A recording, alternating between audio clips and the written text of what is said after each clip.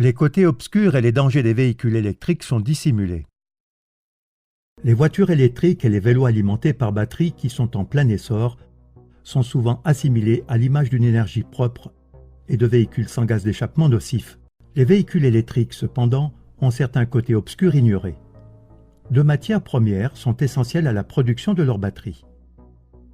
Le cobalt, qui provient en grande partie des mines congolaises, et le lithium, qui est extrait principalement en Amérique du Sud, dans des régions extrêmement arides. Comme des quantités considérables d'eau sont nécessaires à la production du lithium, cela met en danger l'existence de nombreuses personnes qui dépendent de l'eau pour l'agriculture et l'élevage. De plus, le cobalt est extrait dans des mines qui sont en danger d'effondrement et extrêmement dangereuses pour les travailleurs. Ces derniers, y compris de nombreux enfants, travaillent à main nue et sans masque de protection, bien que l'inhalation de la poussière de cobalt provoque des maladies pulmonaires mortelles. Ce qui, cependant, ne soucie guère les exploitants miniers du gros capital situé à l'Occident. Pour finir, il y a le problème du recyclage, car actuellement, seulement 5% de toutes les batteries en Europe sont recyclées, sachant que les batteries non recyclées présentent un risque important d'émissions de gaz et de liquides toxiques.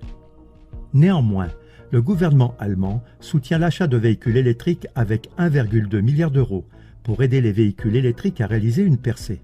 Un autre problème tout aussi grave avec les batteries lithium-ion, couramment utilisées dans ces véhicules électriques, est qu'en cas d'incendie, les batteries en flammes ne peuvent être éteintes qu'en l'absence d'oxygène. Les pompiers ne sont pas actuellement équipés des véhicules spéciaux nécessaires, et donc les incendies de véhicules électriques ne peuvent pas du tout être éteints. Ils représentent ainsi un potentiel de danger incalculable. Les pompiers devront investir des millions d'euros pour pouvoir combler cette faille de sécurité créée artificiellement.